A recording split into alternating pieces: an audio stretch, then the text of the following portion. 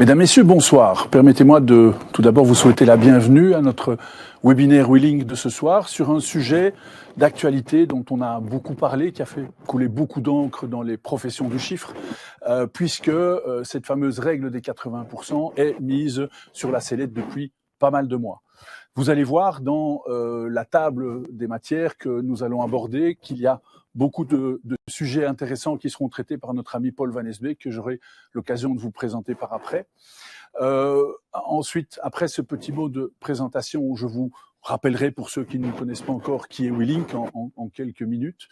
Et je céderai la parole à mon collègue Philippe Parent qui nous fera une rapide synthèse de notre offre en crédit professionnel. Nous savons que les professions du chiffre, les comptables, les fiduciaires cherchent régulièrement pour le client des solutions. Vous verrez que nous pouvons probablement vous aider également là-dedans. Paul prendra la parole pour nous expliquer donc l'actualité pour laquelle vous êtes principalement ici ce soir, bien entendu. Et je la reprendrai ensuite pour parler des complémentarités et des services que nous pouvons vous apporter pour nos clients communs afin de ensemble gérer cette crise de la règle de 80%, si je peux l'appeler comme ceci. Si vous désirez poser des questions, vous avez via la chatbox qui apparaît sur votre écran la possibilité d'en écrire l'une ou l'autre. Nous les synthétiserons à la fin des exposés et Paul y répondra évidemment avec grand plaisir. Je vous rappelle donc qui nous sommes. Wheeling est un bureau de courtage, est un groupe d'assurance qui a une taille prépondérante, comme vous allez voir, en Belgique. Nous développons notre activité de manière très personnalisée, et évidemment en mettant en avant notre qualité de courtier indépendant, puisque nous avons une présence nationale qui va d'Arlon à Bruges, en passant par une présence assez importante à Bruxelles et dans le Brabant wallon. Nous sommes à peu près 350 collaborateurs, une centaine de milliers de clients nous font confiance et ce sont des chiffres qui évoluent encore puisque nous avons un plan stratégique de développement qui est encore intéressant et qui nous permettra d'augmenter encore ces chiffres. Vous voyez donc que nous pouvons répondre à vos sollicitations, quel que soit l'endroit du pays d'où vous venez, puisque nous sommes, je pense, présents de manière tout à fait nationale. Les différents métiers, eh bien, on peut les résumer en 4 métiers de courtage. Assurance et pension, vous vous en doutiez, puisque c'est quand même le thème de la soirée. Placement et solutions bancaires. Immobilier d'investissement. Nous pouvons éventuellement essayer de trouver des cibles intéressantes. Et évidemment, crédit également. Mon ami Philippe vous en parlera de manière plus précise pour les professionnels que vous êtes. Notre mission, eh bien, au fil de l'évolution de nos métiers, elle est clairement d'assurer à nos clients une sécurité financière tout au long de leur vie, qu'ils soient jeunes, moins jeunes, plus âgés, qu'on parle de créer un patrimoine, qu'on parle de le protéger ou de le transmettre. Notre logo, si je peux dire, c'est You live, we secure, vous vivez, nous assurons dans tous les sens du terme. Voici pour vous expliquer un petit peu qui nous sommes et ce que nous faisons.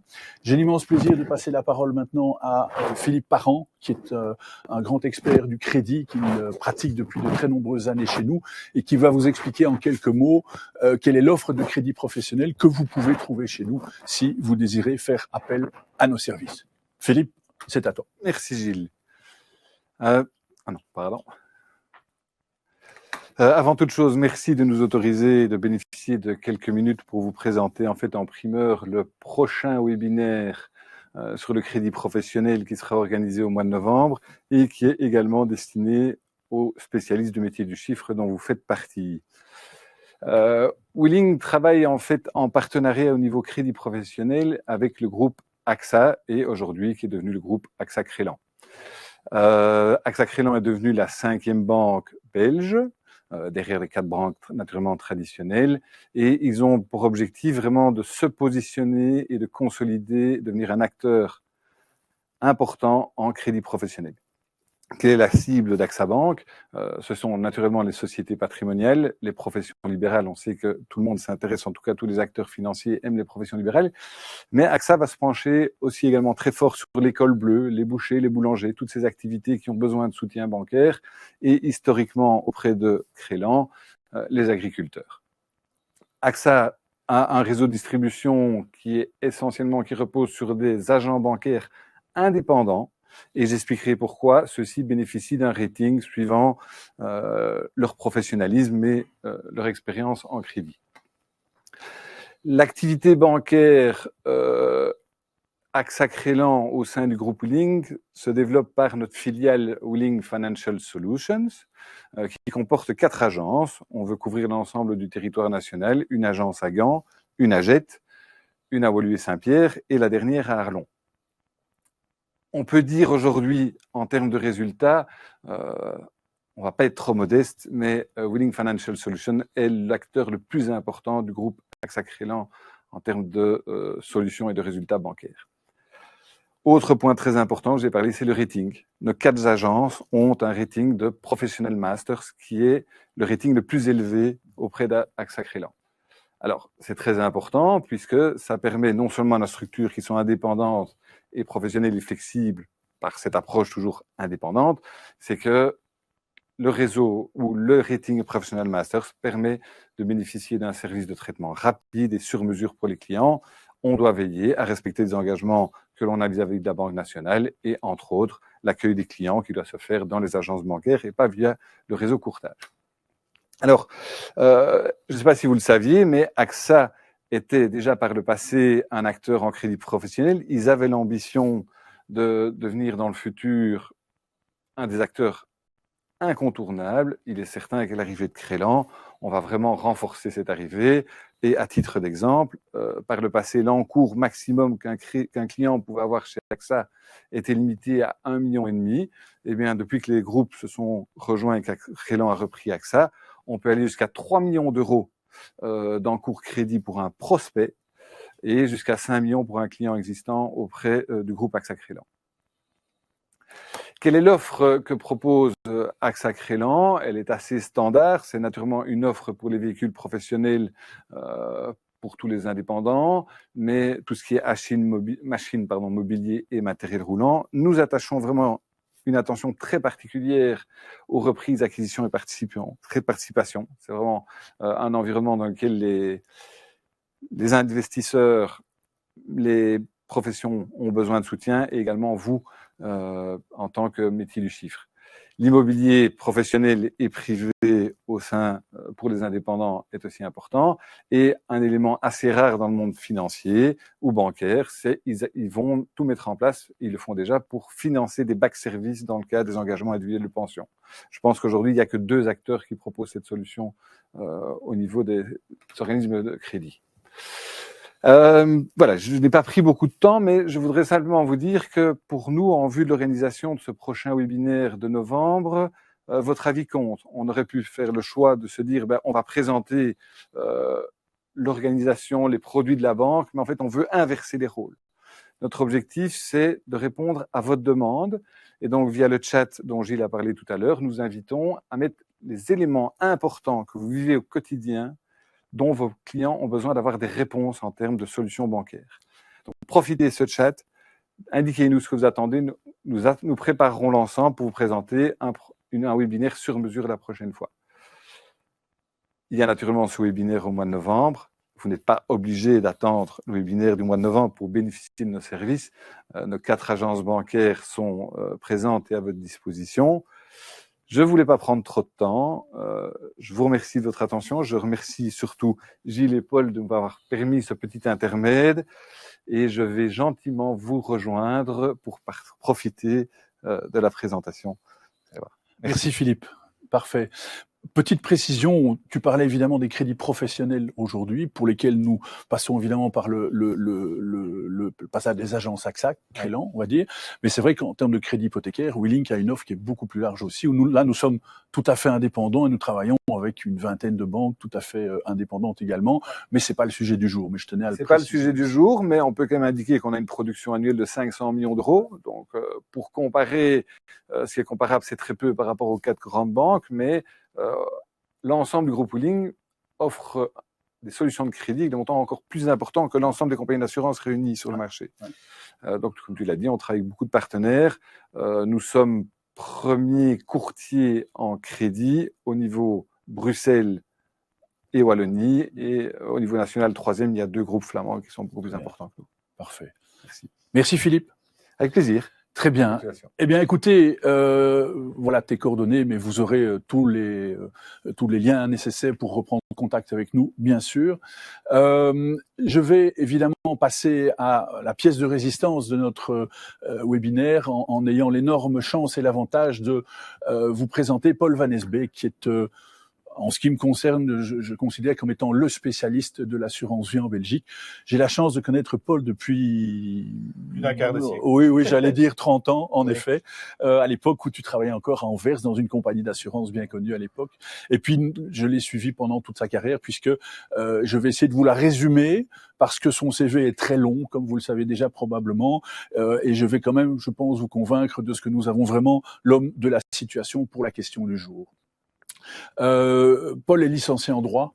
Il a complété cette licence de droit par un master en fiscalité et en expertise comptable à l'université de Gand, et par un postgraduat en gestion des assurances que tu as fait à l'ESAL à l'époque.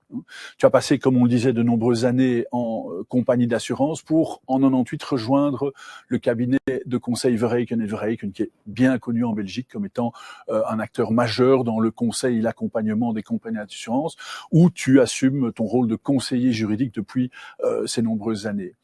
Paul a effectué de nombreuses publications. Il est rédacteur en chef de Life and Benefits. Il est collaborateur du fiscologue. Il est également chargé de cours à la KU Leuven, si je ne m'abuse.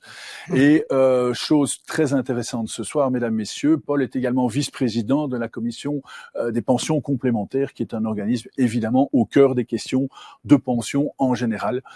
Et je pense que nous avons un acteur de cette branche tout à fait pertinent ce soir.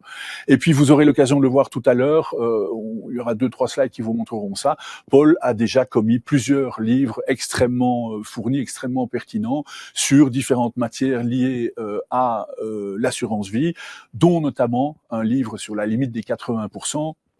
Je pense qu'on ne peut pas rêver avoir meilleur interlocuteur pour le sujet d'aujourd'hui, et je ne résiste pas à l'envie de vous l'offrir en lui cédant la parole. Merci, voilà. Paul. Merci beaucoup, Gilles. The floor is yours, comme je dis toujours. Merci beaucoup. Bonjour à toutes et à tous. Nous allons parler dans l'heure qui suit de la limite des 80%. Pas de la limite des 80% dans son intégralité, car je peux aisément meubler une journée entière. Sur la limite des 80%, j'y ai consacré un ouvrage de 300 pages, donc même une journée, je crois, ne devrait pas suffire. La limite des 80%, c'est un peu le monstre du Loch Ness de la fiscalité du deuxième pilier. Ça fait près de 40 ans qu'elle existe, les contours sont encore flous, et ça ne s'arrange pas vraiment au gré de précision, de revirement de bord, de changement de cap de la part de l'administration fiscale. On n'est jamais à l'abri de surprises. Parfois, ça se fait par le biais d'une circulaire. Parfois, ça se fait dans le contexte de contrôles fiscaux. Alors, ça se passe, ce sont des nouveautés qui sont appliquées avec effet rétroactif. Comme je ne dispose que d'une heure, il a été décidé de braquer les projecteurs sur les nouvelles circulaires concernant l'estimation de la pension légale des indépendants intégrée dans la limite des 80%. Pension légale, la limite des 80% fixe quand même la prime maximale qui peut être versée dans le cadre des pensions complémentaires, oui, mais dans la formule de la limite des 80% intervient aussi la pension légale. Pension légale et pension extra-légale sont des vases communicants, alors dès lors que la pension légale augmente, le résultat de la limite des 80%, lui, diminue. Et quelques nouvelles circulaires nous ont surpris cette année. J'en dessinerai les contours. Le fonctionnement, je formulerai aussi quelques réflexions critiques. Elles sont nombreuses. C'est une circulaire ou ce sont des circulaires relativement iconoclastes. J'illustrerai aussi l'effet de ces circulaires. On s'interrogera sur la question de savoir si cette circulaire n'est pas superflue, si on pouvait pas tout simplement se contenter à se reporter sur les estimations de la pension légale figurant sur mypension.be. Et puis l'effet rétroactif. Donc on a réellement de quoi meubler l'heure qui nous suit. Donc comme Gilles l'a indiqué, utilisez votre chatbox pour poser vos questions. Elles seront synthétisées en fin d'exposé. Il m'est difficile en cours d'exposé de répondre à ces questions. Le fonctionnement général de la limite des 80%, c'est une limite de déduction des primes qu'une société peut consacrer à la constitution d'une pension complémentaire. c'est une formule qui est un peu plus complexe que celle de l'épargne pension. L'épargne pension, on peut verser un petit millier d'euros, point barre. Ça s'explique en 2 secondes. On a fait le tour en 2 secondes de la question. La limite des 80%, c'est un peu plus complexe. C'est une limite de déduction qui est fonction des avantages de pension qu'on est en train de constituer. Et tant qu'on ne dépasse pas le maximum qui est fixé dans la formule de la limite des 80%, la société peut déduire les primes quand on est en dépassement de la limite des 80%. La partie excédentaire des primes est à considérer comme une dépense non admise, une DNA. Donc, les primes d'assurance ne sont fiscalement déductibles pour la société que dans la mesure où les prestations en cas de vie, c'est-à-dire à l'âge de la retraite, exprimées en rente. Oui, à la base, la limite des 80% ne s'exprime pas en un capital maximal à constituer, mais en une rente maximale à constituer. Et cette rente ne peut pas excéder 80% de la dernière rémunération brute annuelle normale, et ce, pour une carrière complète. Ça se traduit en une formule. Et les formules, on attend certainement de formules mathématiques qu'elles relèvent de la science exacte. Hélas, rien n'est moins vrai. En ce qui concerne la limite des 80%, à la base, elle s'exprime en une rente maximale à constituer. Et cette rente maximale, elle ne peut pas dépasser 80% de la dernière rémunération brute annuelle normale, sous déduction de la pension légale.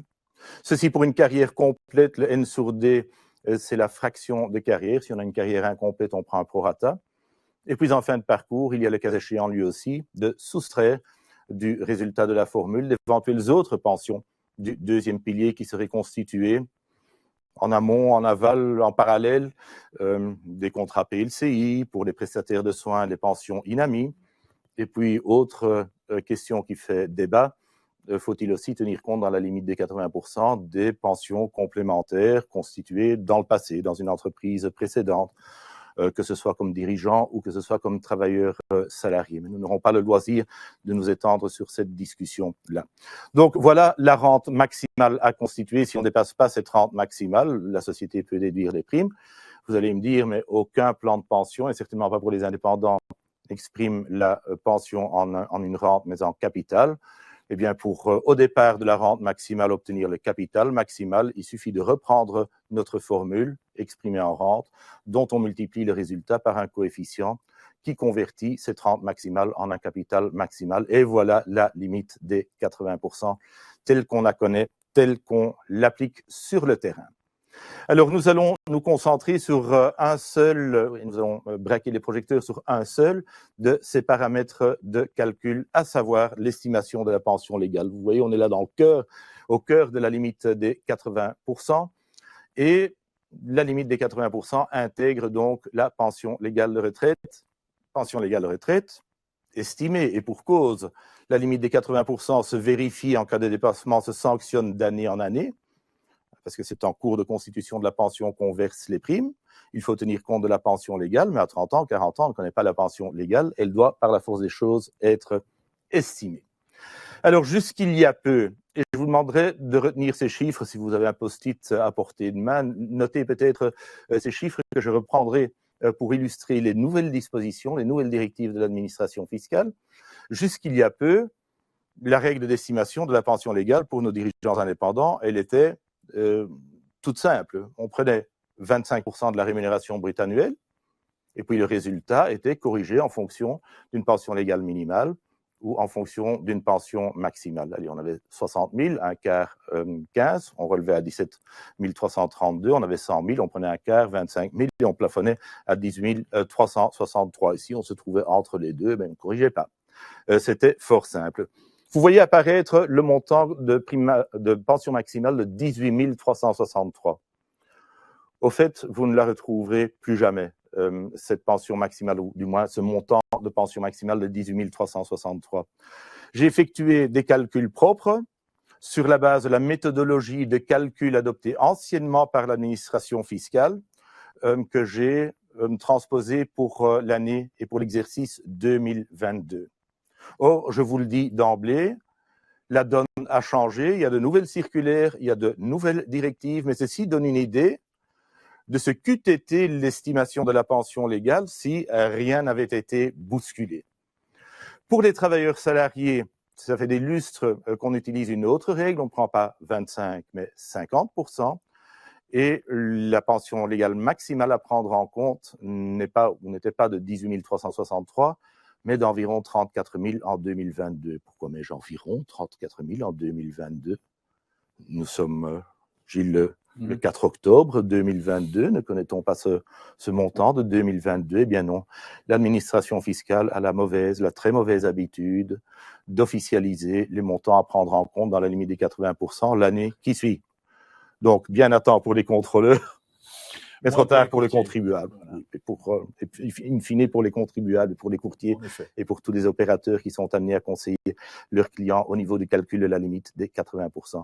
Je vous invite à retenir ces 18 363, qu'eût été la pension maximale si rien n'avait changé, et puis les 34 000 pour les travailleurs salariés. Je vous dis, vous avez un petit post-it, notez ça, on reprendra ça plus tard.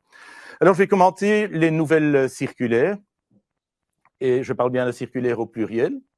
Il y en avait une première, le 31 mars de cette année, qui décoiffait déjà, et puis elle a été complétée par une autre circulaire qui elle est carrément iconoclaste, même si une certaine tolérance y a été insérée au niveau de l'effet rétroactif de cette circulaire. Et puis, chose assez cocasse, il y a aussi des précisions qui ont été fournies par l'administration fiscale à Assuralia, c'est-à-dire au secteur des assurances.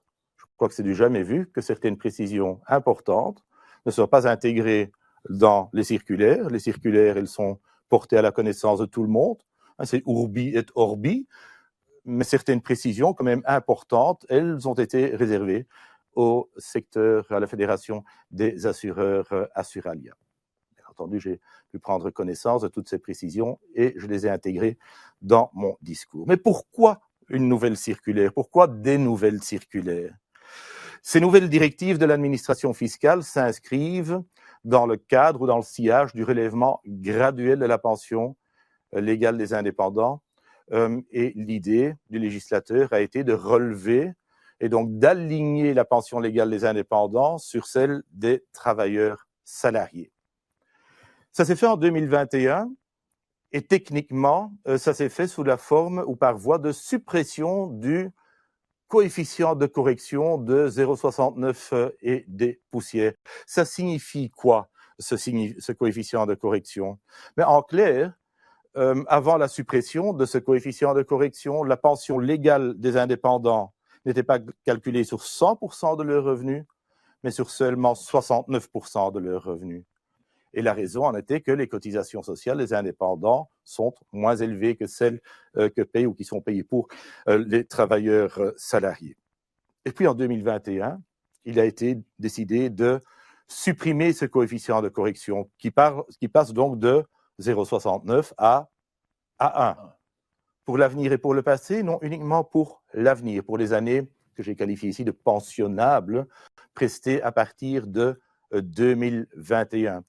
Pour les années pensionnables et donc les années de carrière sur la base desquelles la pension légale est calculée se situant avant 2021, le coefficient de correction continuera à s'appliquer.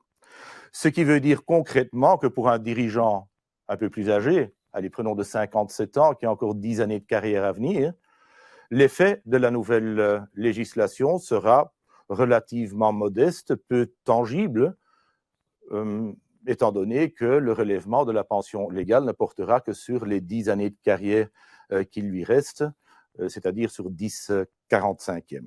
Oui. Pour les années d'avant 2021, rien ne change et les revenus historiques seront corrigés à raison de ce coefficient de correction. Donc voilà ce qui a changé. Ce seront donc surtout les jeunes qui bénéficieront d'une augmentation de leur pension légale. Et encore, pour autant qu'on ait des revenus suffisants, car si les revenus ne dépassent pas un certain seuil, on est relégué à la pension légale minimale qui, elle, a déjà été alignée depuis quelques années entre les différents statuts, entre les statuts de dirigeants et de salariés. Donc, la nouvelle législation, la réforme de la pension légale profitera essentiellement aux dirigeants indépendants avec des revenus un peu plus généreux, je dirais.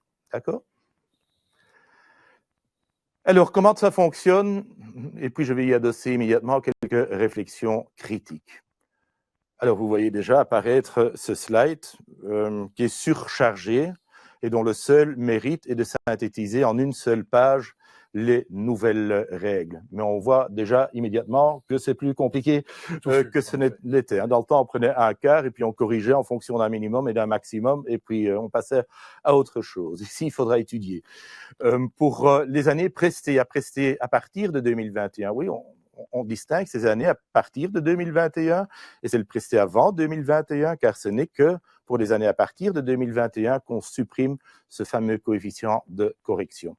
Donc, je dirais pour les années futures, bon, il y a déjà eu une année écoulée, 2021, mais en gros, on peut dire pour les années futures, ainsi que pour les années prestées avant 2021 comme salarié. On parle quand même d'indépendants.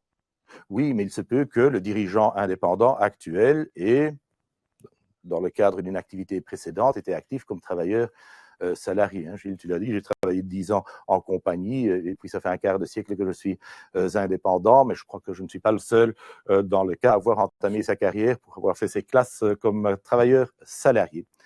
Et donc, pour ces années futures et pour les années prestées avant 2021 comme travailleur salarié, on ne prend plus 25, mais 50%. Donc, on s'axe sur le mode de calcul tel qu'il a toujours existé pour les travailleurs salariés.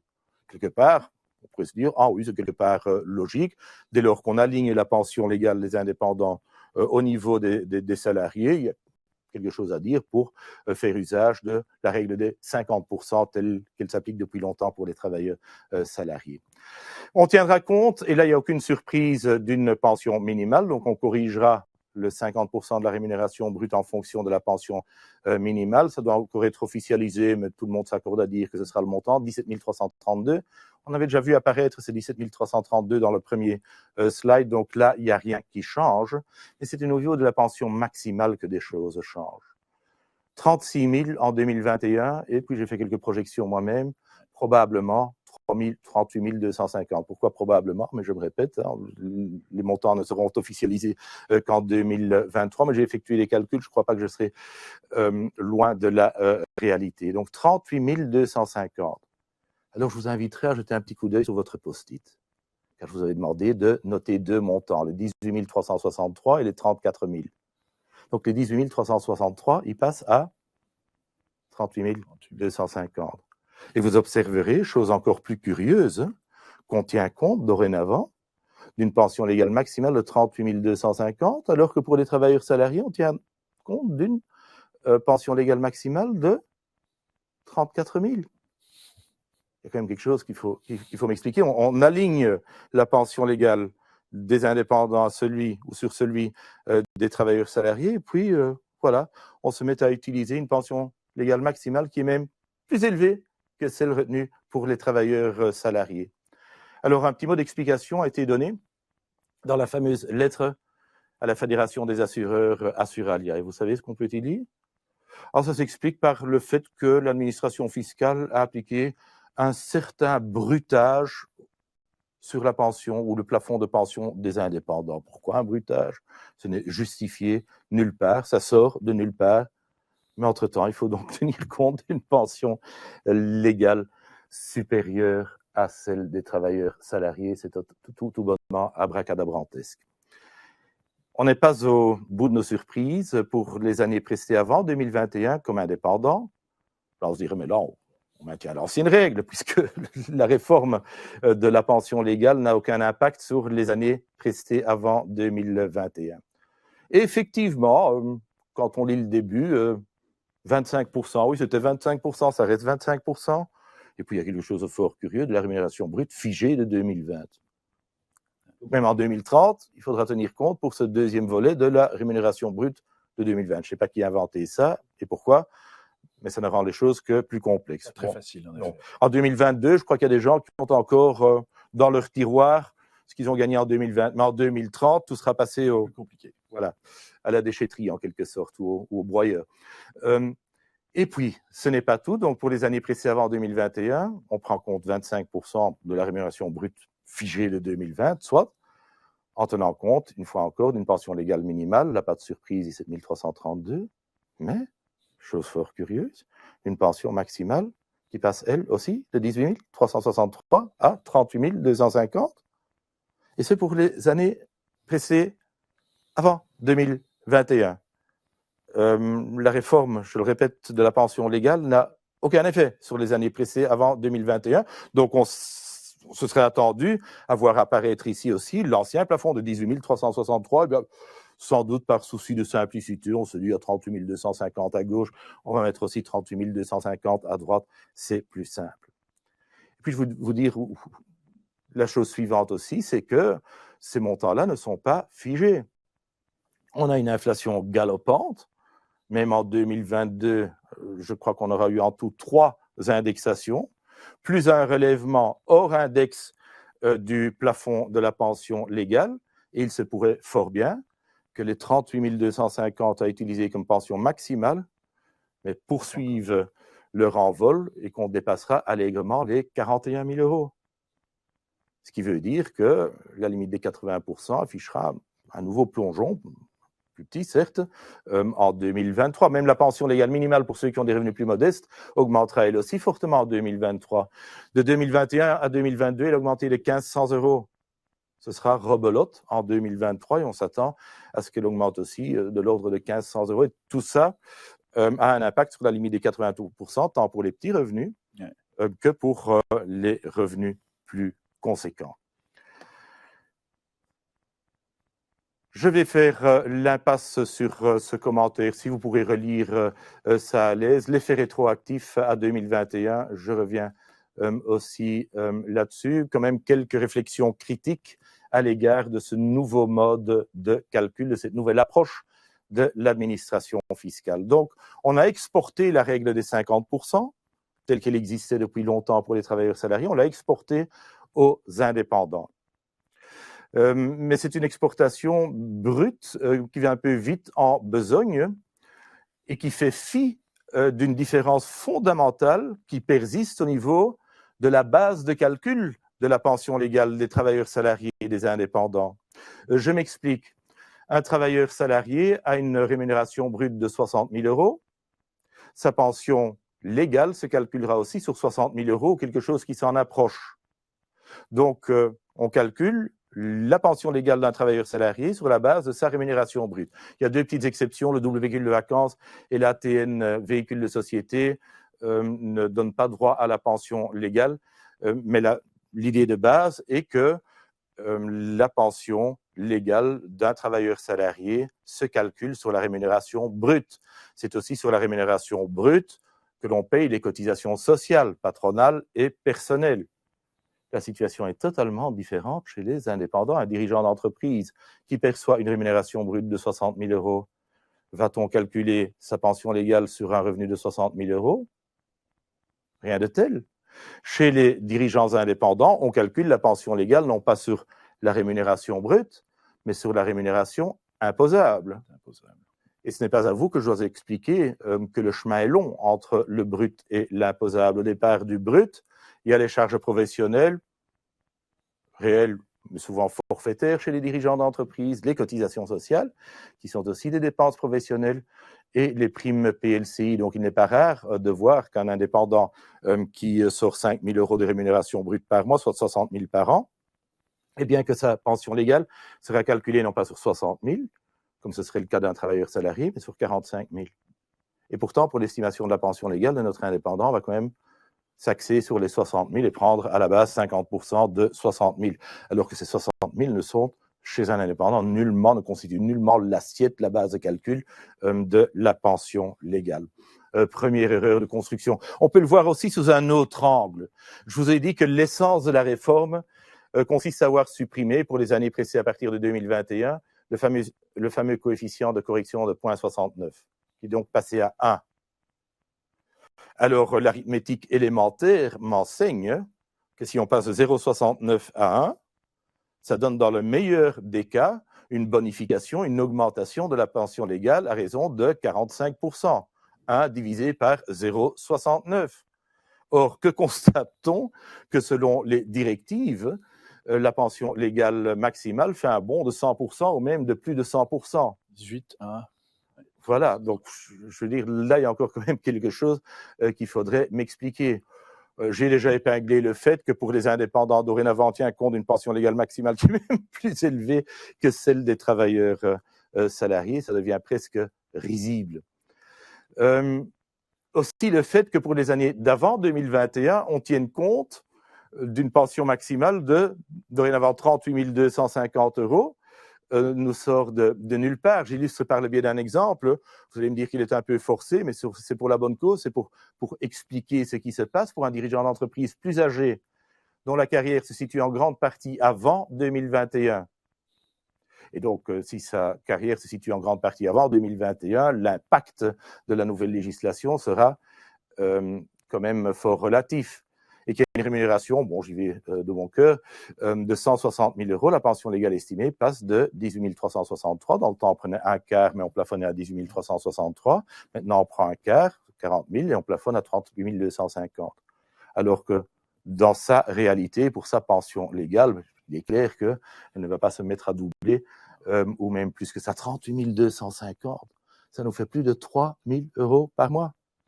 Alors, expliquez-moi comment un dirigeant d'entreprise qui a toujours été indépendant et dont la réforme, qui profite de la réforme, mais uniquement pour 10/45e de sa carrière, pourrait atteindre une pension légale.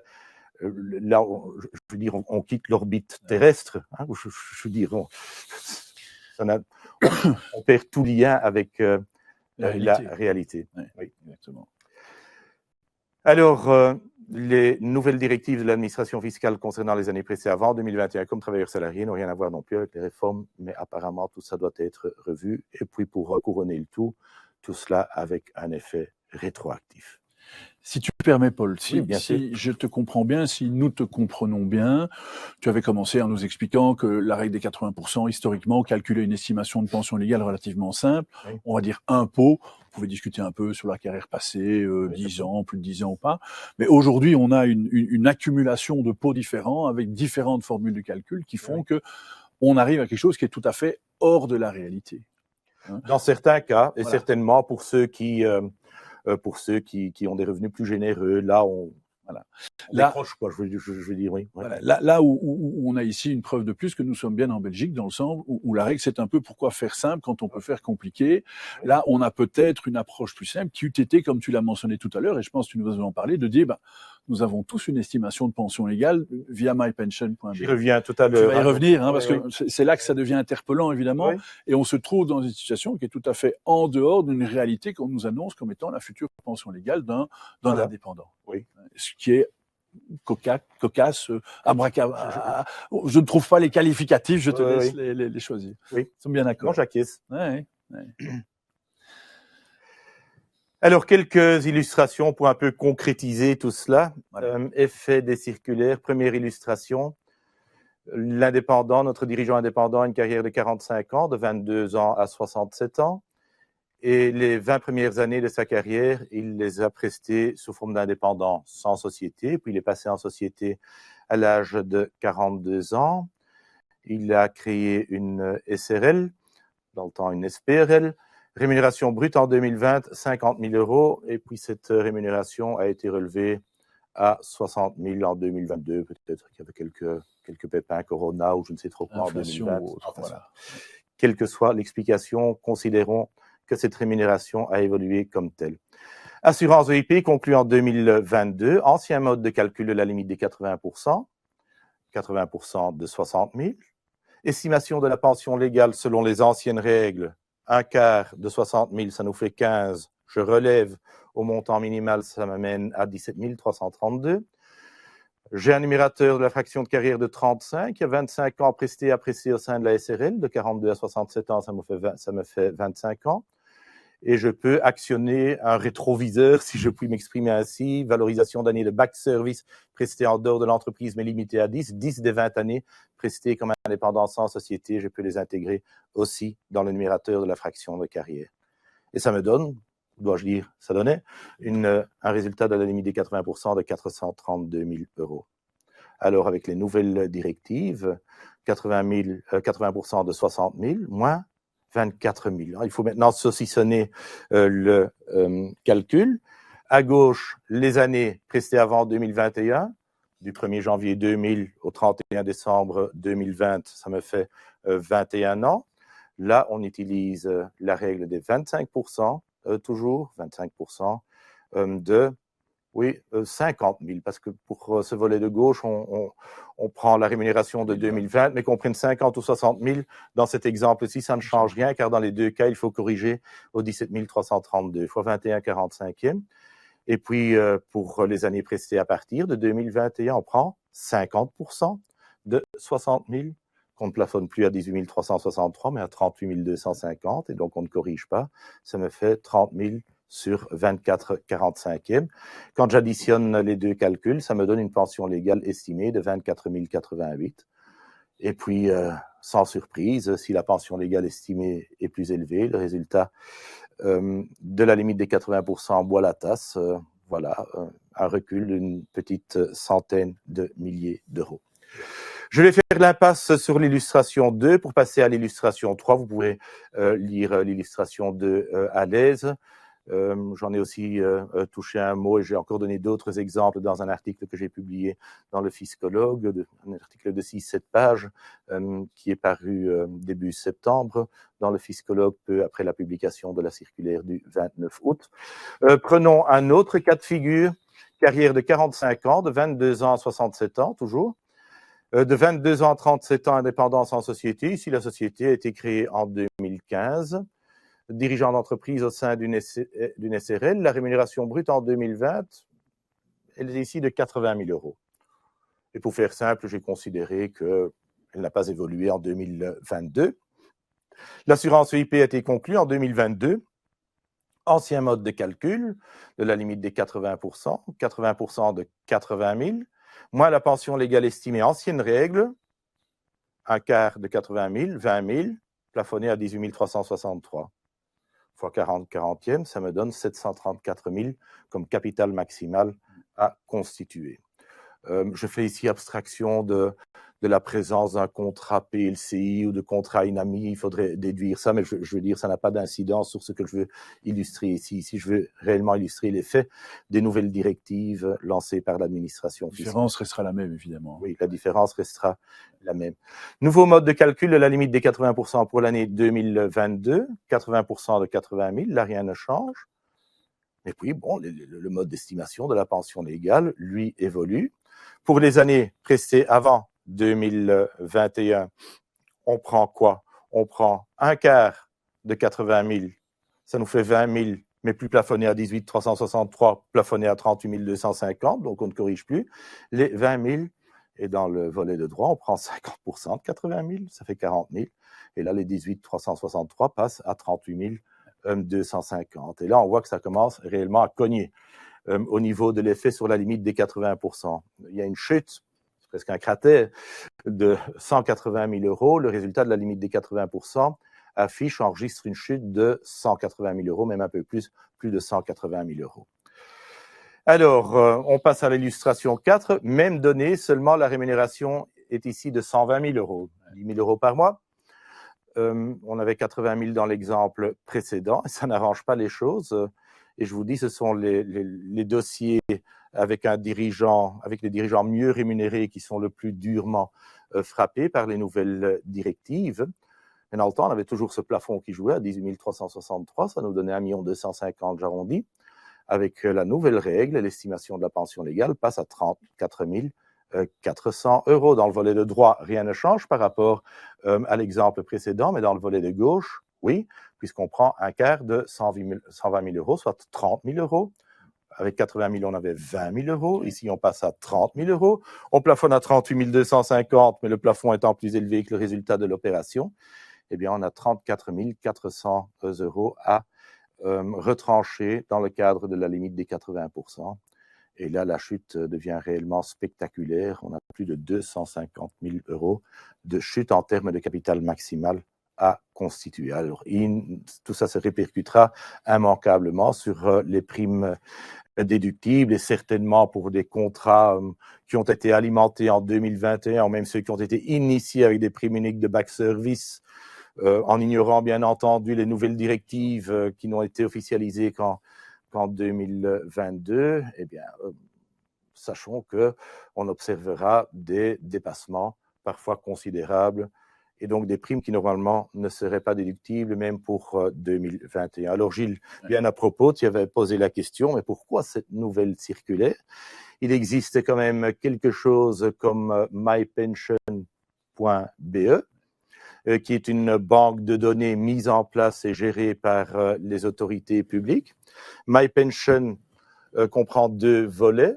On y trouve un relevé des pensions complémentaires du 2e pilier, pas du 3e pilier. Assez curieusement, l'épargne pension n'y figure pas, mais les contrats PLCI, NAMI et puis toutes les assurances de groupe, les assurances EIP, y sont recensées, quel que soit le statut social sous lequel ou sous lesquels toutes ces pensions ont été constituées sur toute la carrière. Donc, on trouve un relevé de la pension extra-légale attendue, mais aussi, c'est le second volet, ou c'est peut-être le premier volet de MyPension, une estimation de la pension légale. Légal, évidemment. Oui. Alors, on se dit, mais pourquoi se fourvoyer, pourquoi se lancer dans des règles et dans des modes de calcul, des modes d'estimation totalement approximatifs, alors qu'on a, bon Dieu, une banque de données qui donne des calculs individualisés en fonction de la carrière de chaque citoyen. Effective, en plus, c'est pas Effective, hein, virtuel. Oui. Enfin, c'est toujours quelque part une estimation, c'est une projection, et in fine, il se peut qu'il y ait quelques écarts, ou un écart. En tout cas, le passé, on le connaît. Le passé, on le connaît. Le futur, on peut le préfigurer tout au plus. Donc, ça reste une estimation, mais qui sera, j'imagine, quand même plus proche de la réalité que ces règles aveugles. Et donc, surtout pour les dirigeants avec une rémunération plus élevée, parce que c'est là que les circulaires cognent, avec cette pension maximale qui prend de la hauteur, c'est à en avoir le vertige. La pension légale estimée figurant dans MyPension sera souvent moins élevée, voire nettement moins élevée que le montant résultant de la nouvelle approche de l'administration fiscale, qui donne, comme je l'ai illustré, dans certains cas, une pension légale largement surestimée, parfois même totalement fantaisiste ou extraterrestre. Oui. Alors, le secteur des assurances a œuvré pour pouvoir utiliser les données figurant sur MyPension. Moi-même, j'ai eu le plaisir d'avoir l'administration fiscale en ligne déjà au mois d'avril. Je leur avais déjà posé la question, mais pourquoi cette circulaire? Pourquoi ne pas donner la possibilité de se reporter sur ces estimations figurant sur le site mypension.be? Eh bien, vous le croirez ou vous ne le croirez pas, mais la réaction était de dire que l'administration fiscale n'avait apparemment et n'a apparemment pas d'accès fluide à ces données. Bien aux données concernant les pensions extra-légales, mais pas aux données afférentes à la pension légale. C'est quand même, quelque part, tomber à la renverse que de considérer qu'une administration publique, l'administration, le SPF Finance, n'ait pas accès ou pas d'accès fluide à une banque de données gérée, alimentée par l'État. Et puis, un deuxième élément, et là j'étais réellement soufflé, était de dire que on trouvait les données, les estimations des pensions légales sur mypension.be pas réellement fiables. Là, ça décoiffe totalement. Et puis dans la fameuse lettre, donc ça ne figure pas dans la circulaire, mais dans la fameuse lettre adressée au secteur des assurances, à Assuralia, on a pu lire à ce sujet la chose suivante. Dans l'état actuel des choses, j'ai souligné moi-même dans l'état actuel des choses, ce sont les seuls mots qui sont un peu prometteurs, parce que dans l'état actuel des choses, ça sous-entend que ça pourrait évoluer. Enfin, croisons les doigts. Le SPF Finance ne se basera pas sur les données de mypension.be, mais sans données. Et puis, et là, ça devient presque du charabia. À ce propos, il est rappelé que l'estimation de la pension légale est une approche, oui, bon, c'est approximative, je dirais, très approximative, et qu'il reste donc autorisé d'utiliser un montant qui correspond plus étroitement au montant réel de la pension légale. Mais pas dans mypension.be. Alors, cette estimation plus réelle, elle doit nous venir d'où? De la Lune? De Pluton? on n'en sait rien, mais donc on souffle le chaud, le froid, le tiède, et donc c'est une sorte de novlangue, en quelque sorte. On ne sait pas trop ce qu'on peut en distiller comme message. Et alors on voit apparaître au niveau des compagnies d'assurance où on se dit, est-ce qu'on pourrait utiliser les données de mypension.be? Il y en a qui se disent, on pourra le faire, mais à ses propres risques et périls, donc en exprimant une réserve. Mais d'une manière ou d'une autre, l'approche standard des compagnies d'assurance sera quand même quelque part de suivre la circulaire. La seule heureuse nouvelle qu'on pourrait encore avoir, c'est encore en discussion. Enfin, le secteur a fait un dernier appel pour évacuer la plus grosse erreur de construction qui consiste à utiliser aussi les 38 250 pour les années d'avant 2021. Donc peut-être que la messe n'est pas totalement dite, mais en ce qui concerne toutes les autres erreurs de construction, là, le pli a été en quelque sorte pris. Je ne sais pas si ça répond à... Oui, il y a autre chose à ajouter. Magnifiquement, mais tu me donnes l'envie de te poser une autre question qui est peut-être un peu compliquée, mais et en cas de litige, parce que on se trouve face à des normes qui sont d'un côté une circulaire, d'un autre qui n'est pas nécessairement encore, si je ne m'abuse, transformée en législation. Si tu me poses la question en cas de litige, allez, disons, si ça devait être porté devant les cours et tribunaux, mon pronostic, mais il est parfois hasardeux de faire des pronostics, c'est que si, selon les nouvelles directives, allez, je vais dire, on a une pension légale estimée de 35 000 euros et que mypension.be renseigne 20 000, eh bien qu'un juge sera quand même enclin à accorder plus de crédit à mypension.be. Mais va-t-on pour autant embarquer nos clients dans une aventure judiciaire, parce que c'est fort beau comme discours que de dire à ses clients, selon les nouvelles directives, c'est 35 000, MyPension renseigne 20 000, on va travailler avec les 20 000. Bon, vous ramasserez peut-être un redressement, mais n'ayez crainte, en cours de cassation, vous obtiendrez sans doute gain de cause. Dans X années. Ce n'est pas une approche grand public, quoi. Donc la prudence on est un peu otage de... C'est probablement le but, est-ce que tu ne penses pas? Là, c'est une réflexion. Oui, personnelle, très personnelle.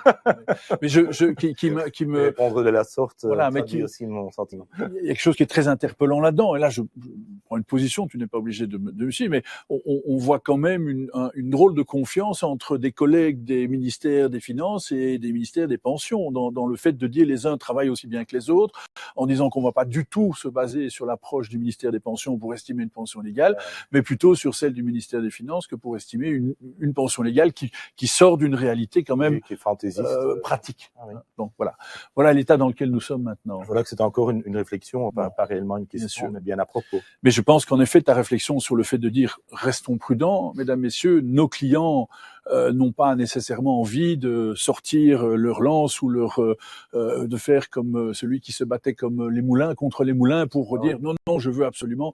Donc nous devons nous adapter, nous devons changer nos approches. Hein. Mais il est clair que quand il y a litige, quand le litige est consommé, bien sûr qu'on va sortir l'argument. Beaucoup l'attendront, je pense. Hein, voilà, oui. Comme on est en phase de litige, mais est-ce à dire qu'on va faire comme si la circulaire n'existait pas dans le conseil à prodiguer aux clients? Là, c'est autre chose, bien entendu. Et il se peut toujours que maintenant qu'aujourd'hui on tienne compte des nouvelles directives. Et j'en reviens à ces quelques mots qui sont porteurs d'espoir dans l'état actuel des choses. Si vous me posez la question, je crois qu'il est inéluctable à terme, mais on vit évidemment au présent. À terme, je crois qu'il est inéluctable qu'on tiendra compte des données mypension.be et il se peut que le ciel s'éclaircira, mais l'année prochaine, dans 2 ans, dans 5 ans, on ne le sait pas. Moi, je me raccroche à ces mots dans l'état actuel des choses. Je comprends. Mais je pense que la logique de ces circulaires, on peut convenir, je pense, du fait qu'elles sont relativement une suite normale à cette modification du calcul de la pension légale qui supprime cette différence entre la pension future. Il y a une overdose quand même voilà, exactement. Tu le dis avant moi, mais le problème, c'est qu'il y a un boost qui a été mis dans l'interprétation pratique des choses qui sort vraiment d'une réalité relativement acceptable. Oui, tout à fait. Donc voilà, mesdames, messieurs, un petit peu l'état des choses par rapport à ça. Oui. Paul, tu as encore des explications à nous donner ou pas? Je pense qu'il y a encore des choses à voir, surtout pour l'effet rétroactif. Voilà, pour le passé, qui va je pense, vous intéresser beaucoup, mesdames, messieurs. Nous attendons beaucoup de questions à ce sujet-là, donc les réponses sont déjà là. Voilà, il est question d'effet rétroactif de la circulaire. Elle vote à partir de l'exercice d'imposition 2022. C'est pas à vous que je vais expliquer que l'exercice d'imposition 2022 renvoie à la période imposable 2021. Ou pour les sociétés avec un exercice à cheval, qu'on appelle aussi un exercice décalé, pour le bilan 2021-2022. Et cet effet rétroactif a quand même essuyé de nombreuses critiques, suite à quoi l'administration fiscale a mis en place une forme de tolérance administrative, mais qui vient compenser quelque chose d'assez curieux, qui est cet effet rétroactif, et certainement quand on prend connaissance du contenu de la circulaire. Alors ici, ce slide-ci, c'est à attraper des cheveux gris, et je vais faire l'impasse dessus, vous pourrez le lire à l'aise quand vous disposerez des slides. C'est le concept théorique tel qu'il a été mis en place par l'administration fiscale pour tempérer l'effet rétroactif, et que j'ai appelé ici un mécanisme de report. Vous voyez ça sur la 3e ligne en haut. Et donc, on ne va pas parcourir cette approche théorique. Je vais immédiatement illustrer cela par le biais d'un exemple. Un exemple qui illustre le fonctionnement du mécanisme de report mis en place par la 2e circulaire du 29 août de cette année. Et alors, je vous sens déjà bâillé de l'autre côté en prenant connaissance des montants. J'ai repris sciemment les montants qu'a utilisé l'administration fiscale dans ces exemples. Car quand on parle d'excédent de primes et donc de dépenses non admises de 200 €, vous direz on a d'autres soucis, passons à autre chose. Mais ce sont les exemples chiffrés donnés par l'administration fiscale. Mais croyez-moi, et certainement dans des dossiers de plus grande envergure, de voilure plus importante, on ne parlera pas d'excédent de primes et de primes non déductibles de 200 €, mais de milliers d'euros. Et quand une prime de back service a été payée en 2021, peut-être de plusieurs dizaines de milliers d'euros. Mais donc j'emprunte le vocabulaire et les exemples chiffrés de l'administration fiscale. Prime payée en 2021, 4 000 €. Prime déductible en 2021. Et cette prime de 4 000 € était déductible en application des anciennes directives. Mais il s'avère, c'est l'exemple, qu'en raison du nouveau mode d'estimation de la pension légale, la prime déductible n'est plus de 4 000 €, mais de 3 008 €. Et donc on constate a posteriori, parce que les nouvelles directives datent de 2022, qu'en 2021, on a inconsciemment payé 200 € de trop de primes au regard de la limite des 80% revisitée par l'administration fiscale. Permettez-moi d'appeler ce montant non déductible en 2021 en raison du nouveau mode d'estimation de la pension légale, permettez-moi d'appeler ça l'excédent de prime 2021. Alors, que se passe-t-il en 2022? Je distingue 3 hypothèses. La première hypothèse est que la société a revu à la baisse la prime qui est passée de 4 000 € à 3 600 €. On est en deçà des 3 800 € qui est déductible en 2022. Oh oui, au passage, l'administration fiscale considère que là où la prime déductible en 2021 était de 3 800 €, qu'elle était toujours de 3 800 € en 2022. Ce n'est pas très réaliste comme hypothèse, dans la mesure où en 2022, on a une pension légale estimée plus élevée qu'en 2021. Et à rémunération égale, la prime déductible en 2022 continuerait de diminuer. Donc ici, la prime déductible a été par hypothèse maintenue à 3 800 €. Et donc, première hypothèse, la société paye 3 600 €. Elle a donc revu à la baisse le contrat d'assurance. On est passé de 4 000 à 3 600 €. Donc, même moins que la prime déductible en 2022. Donc, non seulement on paye moins que la prime maximale déductible en 2022, mais on a aussi résorber, si je puis m'exprimer ainsi, l'excédent de prime de 2021. Dans ce cas de figure, il n'y a pas de DNA en 2021, pas de DNA en 2022. Prenons que, seconde hypothèse, ou deuxième hypothèse plutôt, que la prime payée en 2022 est passée de 4 000 à 3 800 euros. Pour 2022, on est dans le bon, mais nous reste cet excédent de prime de 2021 qui n'a toujours pas été résorbé. Que dit-on de cet excédent de prime de 2021 qui n'a pas été résorbé en 2022?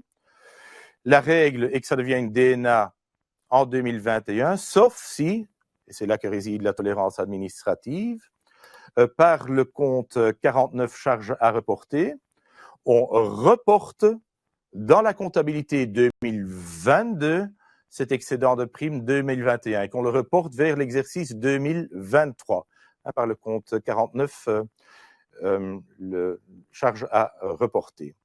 Troisième hypothèse, prime payée en 2022, 4 000. Là, le contrat, on n'a rien modifié, c'était 4 000, c'est resté 4 000. Et on considère donc qu'en 2021, la prime déductible n'était que de 3 008, en 2022 également de 3 008.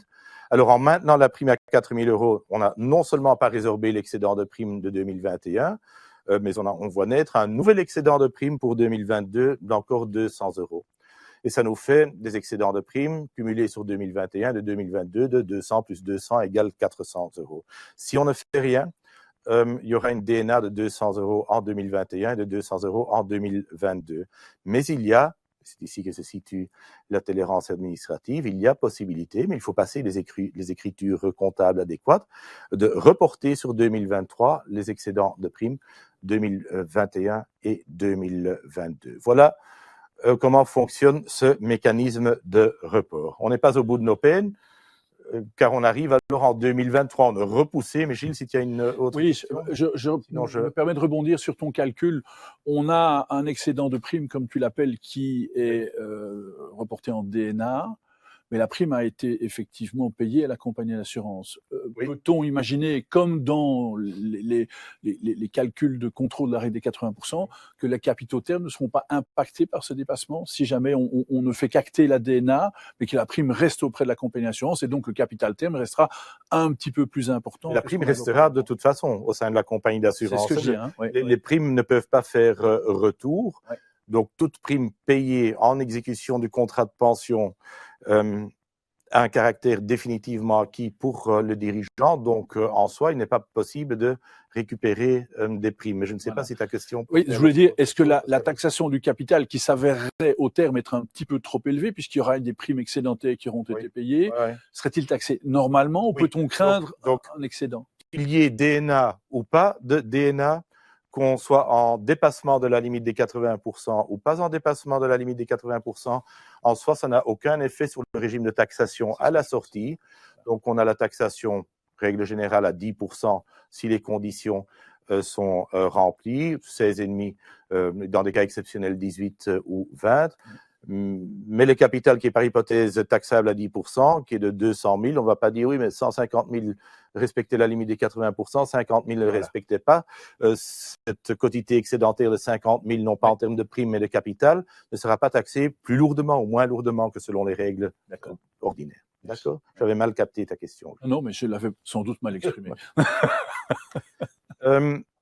Alors, on est à présent en 2023 et par hypothèse, les primes excédentaires 2021-2022 ont été reportées comptablement sur 2023 par le compte de régularisation charge à reporter, le compte 49.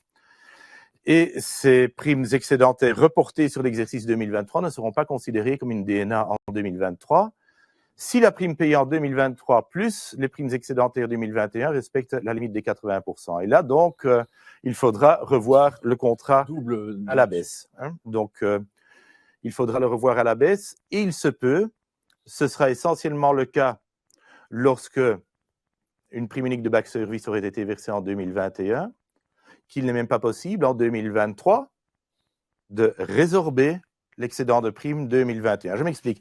Une prime unique a été versée de 100 000 euros. Et cette prime était déductible selon les anciennes règles. Selon les nouvelles règles, elle n'est déductible qu'à raison de 80 000 euros. Donc, on a dans ce cas-là un excédent de prime 2021 de 20 000 euros. évidemment, ces 100 000 euros, ce n'est pas la prime récurrente, c'était une prime de back service et la prime annuelle récurrente n'était que de 5 000 euros. Et considérons que de ces 5 000 euros, il n'y en a que 4 000 aussi qui sont déductibles, parce que là aussi, il y a une chute. Alors, on a un excédent de prime de 20 000 euros sur 2021, de 1 000 euros, 4 000 au lieu de 5 000, en 2021. Donc, on a des excédents de prime reportés de 21 000 euros. Mais en 2023, la prime déductible n'est par hypothèse aussi que de 4 000 euros. Et donc, il n'y a pas moyen de résorber les 21 000 euros sur la prime maximale déductible de 2023. Et dans ce cas-là, il faudra en quelque sorte amortir sur les exercices suivants. Il faudra continuer de repousser sur l'exercice suivant, ce qui n'a pas pu être résorbé. Donc, il se peut que ce petit cirque des charges à reporter se poursuive pendant quelques années, qu'il faille parfois mettre pendant quelques années le plan de pension en veilleuse et donc de réduire les primes. Voilà en 2 mots. Et si vous voulez encore le lire autrement, je ne peux que renvoyer à l'article que j'ai publié dans le Fiscologue. Et puis, si ça n'est pas clair non plus, il faut relire une deuxième fois, et ceci, une deuxième fois l'article du Fiscologue, parce que je me rends bien compte que quand ça nous tombe dessus, ce n'est quand même pas ce qu'il y a de plus simple. Je me demande d'ailleurs qui va contrôler ça. Je me demande, un contrôleur va sortir pour appliquer toutes ces règles. Comment calculer la prime maximale déductible en 2021 et en 2022 ? Voilà une belle question, car vous vous dites peut-être, comme expert comptable ou comme conseiller fiscal, mais que dois-je faire ? Il revient quelque part à l'assureur, aux intermédiaires en assurance, de refaire ce calcul pour obtenir et avoir une idée de cet excédent de primes. Et tout ça doit tourner dans la moulinette des modules de calcul des compagnies d'assurance. Il y a encore certaines moulinettes qui sont un peu grippées, parce que tout ça, ce n'est pas une critique à l'égard des compagnies d'assurance, loin de là, mais intégrer tout ça dans les modules de calcul, ça ne se fait pas en un tournement. Et donc, ça prend quand même un certain temps. Et l'une après l'autre, les compagnies d'assurance sont en train de sortir du bois et de présenter leur approche pour répondre aux défis, aux véritables défis que pose cette circulaire. Donc, d'une manière ou d'une autre, votre courtier prendra contact avec votre client ou directement avec vous. Et bon, j'imagine, Gilles, que Willy prendra les devants. Bien sûr. Vous allez en parler.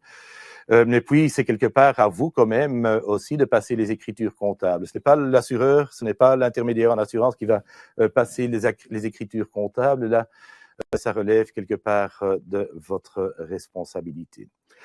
La tolérance administrative, tout ce régime ce mécanisme de report ne vaut pas pour les contrats de pension qui expirent en 2021, 2022, 2023. Voilà ce que nous balance la nouvelle circulaire, sans autre explication. On imagine qu'on vise ici des contrats où le dirigeant quitte la société en 2021, 2022, 2023, a quitté ou quittera la société, a pris sa retraite, rachète le contrat, viendrait à décéder. Donc, je veux dire, pour ces contrats, tant pis, débrouillez-vous.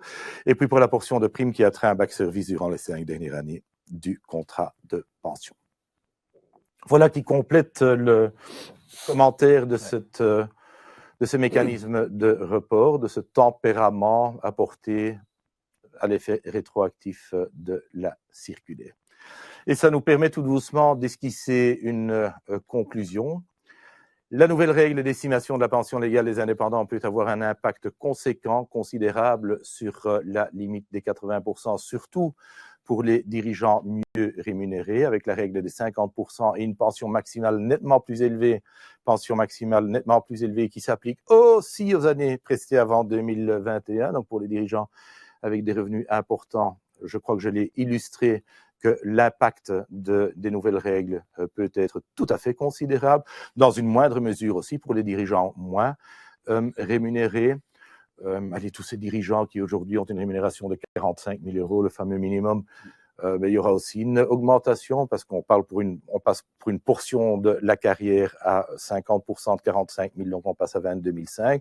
Et pour une autre portion de la carrière, on a la pension minimale, mais qui elle augmente aussi fortement. Donc même pour les dirigeants moins rémunérés, il y aura un impact, mais qui en termes d'euros sera moindre.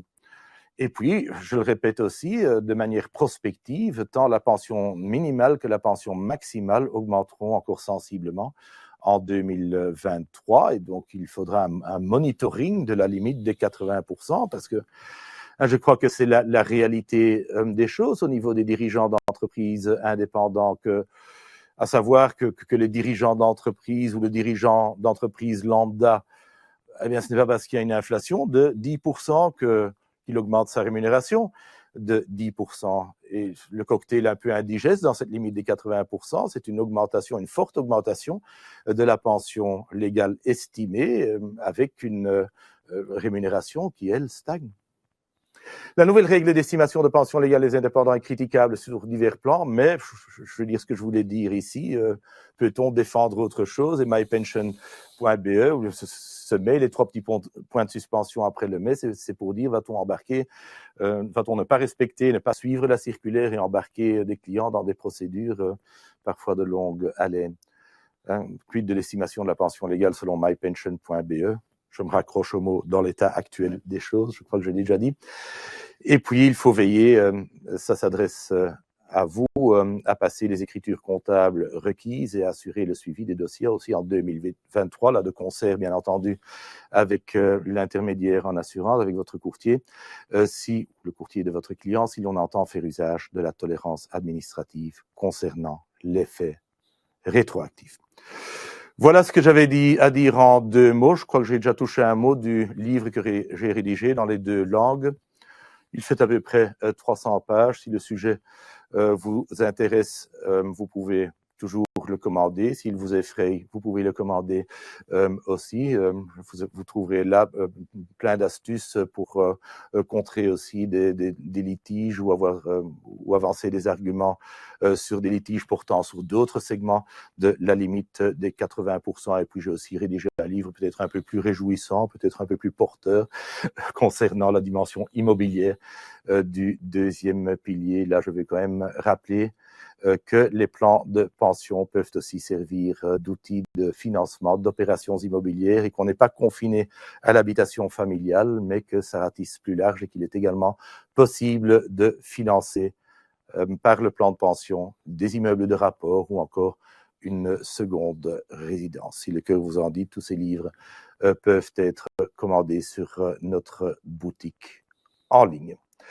Voilà ce que j'avais à dire. Il me reste à remercier vivement Willing de m'avoir offert cette plateforme de choix pour exposer ces quelques nouveautés. Et puis je tiens bien entendu aussi à vous remercier, j'allais dire presque chers téléspectateurs, de votre bienveillante attention et surtout du courage dont vous avez fait preuve à m'écouter si longuement et si patiemment. Merci beaucoup. Et puis je crois qu'il y a quelques questions encore. Je passe la parole à Gilles. Mais c'est nous qui devons évidemment te remercier pour tes explications, ta compétence et ton eau dans cette matière hautement compliquée et qui malheureusement ne se simplifie pas avec le temps. Mesdames, Messieurs, vous aurez compris et je pense que vous en doutiez parce que pour votre information, vous étiez plus de 150 personnes inscrites à ce webinaire. Je pense que ça prouve l'importance et l'intérêt que vous portez à cette question, évidemment d'une grande actualité. Et chez nous, chez Willing, nous avons pris position très tôt que pour permettre de vous aider, d'aider évidemment d'abord nos clients, mais aussi nos partenaires comptables, puisque nous échangeons beaucoup de questions, de partenariats avec les professions du chiffre. Nous sommes tout à fait complémentaires. Et je me permets de vous prendre encore quelques petites minutes avant de répondre aux questions auxquelles Paul répondra certainement, pour accentuer un peu le débat sur ces complémentarités. Nous ne sommes pas concurrents, vous le savez. Nous n'avons pas les mêmes attributions, nous n'avons pas les mêmes métiers, mais en tant que courtier ou plus en tant que planificateur financier, notre complémentarité, elle s'exerce par rapport à un conseil que nous donnons à un client commun ou quelqu'un qui deviendra demain un client de Willing. Le ranking des modes de rémunération, vous le connaissez comme moi, c'est votre outil de travail journalier. Faut-il augmenter, diminuer une rémunération? Faut-il mettre l'accent depuis le tax shift vers plus de distribution de produits mobiliers, de bénéfices de la société, qu'on passe par des dividendes à 30% qui sont évidemment encore très chers, mais qu'on utilise plutôt des VVPR bis ou des réserves liquidation? La question est ouverte.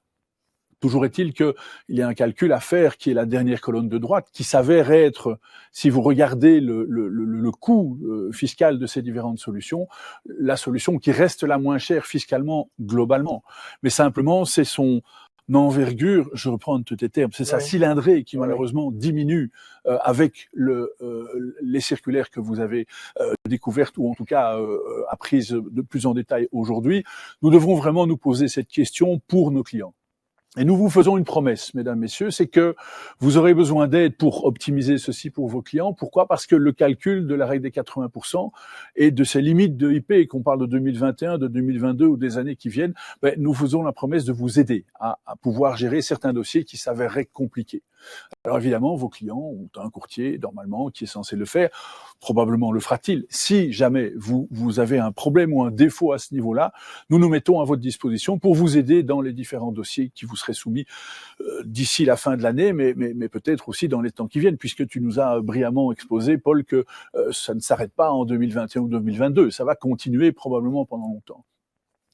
Si je prends ma casquette de planificateur financier, le besoin pour un dirigeant indépendant de générer un capital complémentaire pour compléter sa future pension légale, même si elle augmente un petit peu avec cette loi de 2021, mais pas dans les proportions que donne a priori la circulaire, assurer un train de vie, assurer un pouvoir d'achat pour un dirigeant d'entreprise ne pourra plus massivement ou peut-être aussi intensément que dans le temps se faire via le deuxième pilier.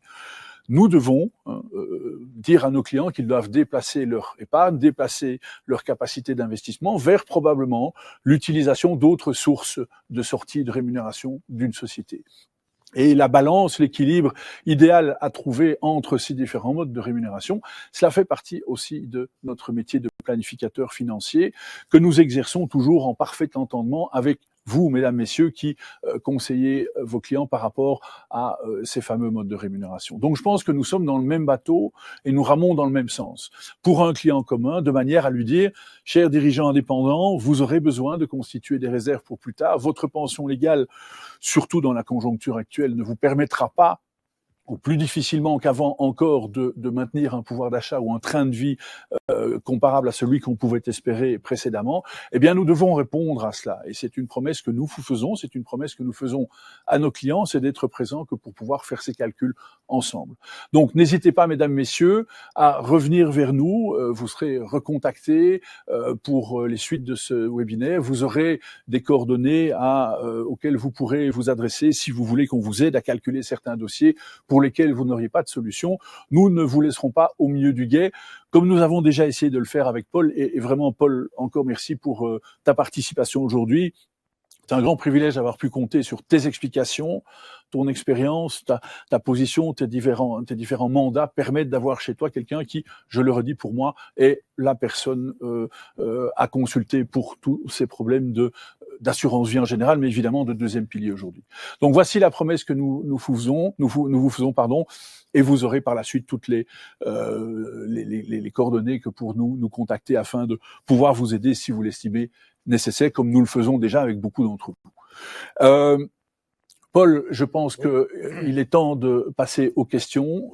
Tu les vois devant moi. Tu veux que je les lise comme ça, tu prépares ta réponse ou tu les as? Oui, mais tu peux les lire et puis répondre. Et puis tu réponds. Ça fait encore plus. Je vais t'aider à voilà. Je vais prendre un peu ma part aussi. Donc première question.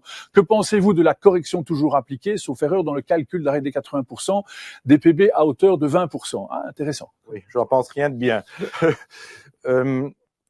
Pour donner un petit mot d'explication, l'administration fiscale estime que la participation bénéficiaire capitalisée à la sortie représente 20% du capital assuré. C'est une règle obsolète qui a vu le jour dans les années 80 où les assureurs accordaient encore un taux garanti de 4,75 qu'ils bonifiaient d'une participation bénéficiaire de, tenez-vous bien, 3%. C'est l'époque aussi où les taux obligataires dépassaient les 10%. Et puis cette règle est restée. Cette règle, je dirais post-médiévale, elle est toujours largement appliquée dans les modules de calcul. Mais j'ai quand même bon espoir. J'ai déjà eu écho de certains dossiers. J'en ai traité moi-même aussi.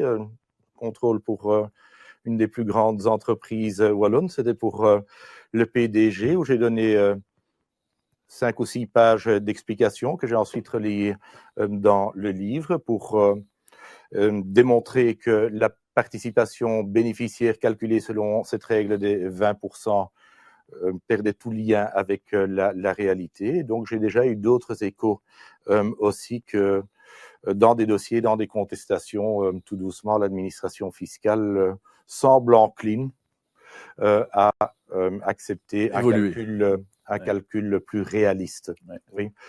Ceci dit, dans certains contrôles, je constate aussi qu'on considère que toutes les pensions extralégales génèrent une participation bénéficiaire de 20%. Alors, dans la limite des 80%, il faut tenir compte de l'assurance EIP, mais aussi d'autres pensions extralégales, des pensions du passé.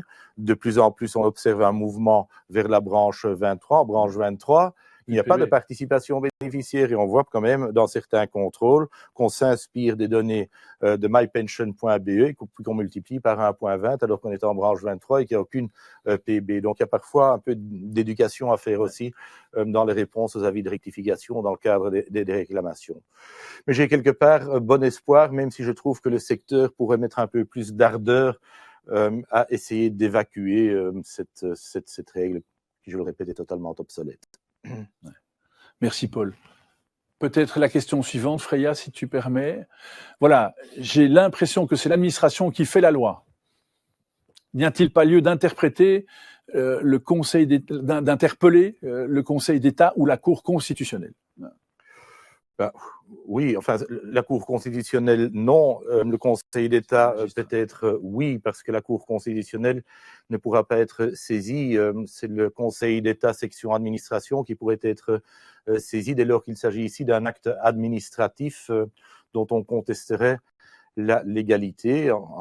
Encore faut-il que l'un ou l'autre organisme déclenche les hostilités et introduit une telle procédure. Ce n'est pas moi qui le ferai. Et d'après ce qu'on a pu entendre au niveau d'Assuralia, il n'y aurait pas de procédure qui serait envisagée.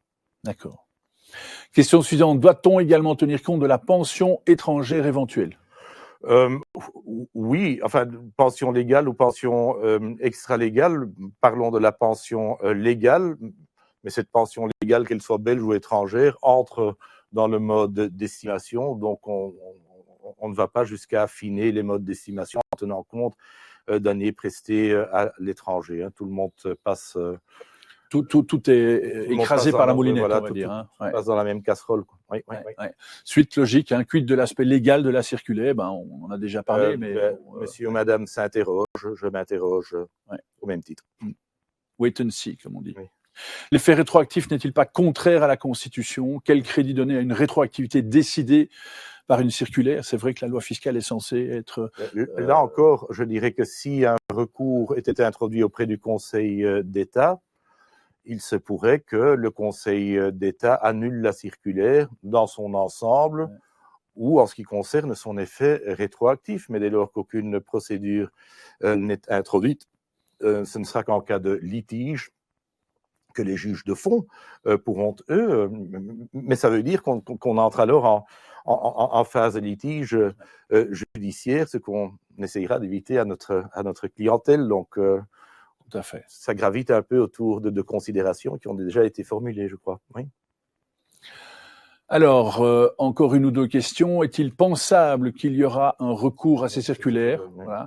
N'est-ce pas incroyable de dire en 2022 en septembre qu'il faudrait reporter un montant 2021-22 alors que les bilans sont pour ainsi dire tous terminés? Je pense que Paul a déjà largement répondu.